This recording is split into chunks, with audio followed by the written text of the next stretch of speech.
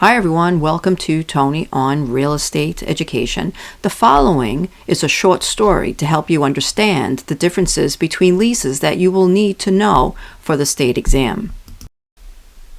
A young couple, Alex and Amanda, were thinking about finding an apartment together, but didn't know anything about lease agreements. So one Saturday afternoon, they decided to visit a local real estate office to deepen their understanding of leases. As they entered the real estate office, they were greeted warmly and invited to sit down. "So you're interested in leases?" The couple nodded. "Well, let me explain," the real estate agent said. A gross lease is one where the tenant pays a fixed amount of rent, and the landlord pays for all property expenses such as taxes, insurance, and maintenance. The tenant is responsible for paying the rent each month, and that's it. Now moving on to a net lease. A net lease is different. In a net lease, the tenant pays a base rent plus some or all of the property's operating expenses. There are different types of net leases, but the key idea is that the tenant takes on some financial responsibility beyond the rent.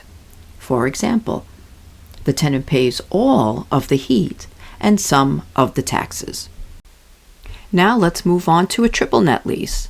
Imagine a triple net lease as the next level. In a triple net lease, the tenant pays for rent and all other expenses related to the building except the mortgage payment. This type of lease is common in commercial real estate, like when a business rents a retail space in a shopping center.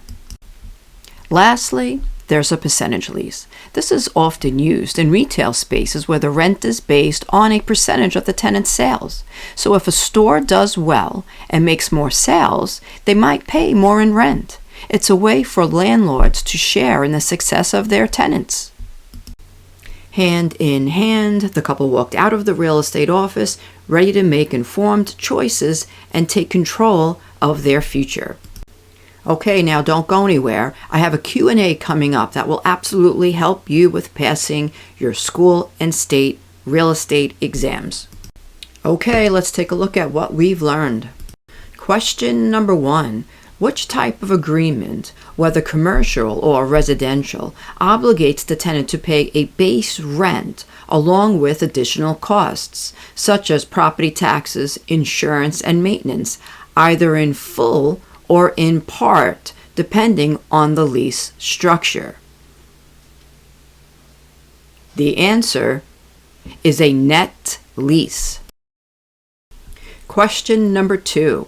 In a commercial lease agreement, which type of lease requires the tenant to pay not only the base rent, but also all operating expenses associated with the property, including property taxes, insurance, and maintenance costs, while the landlord remains responsible for the mortgage payments? The answer is a triple net lease. Question number 3. In a retail lease agreement, what type of lease structure requires the tenant to pay a base rent plus a percentage of their sales revenue that exceeds a predetermined break-even threshold? The answer, a percentage lease. Question number 4.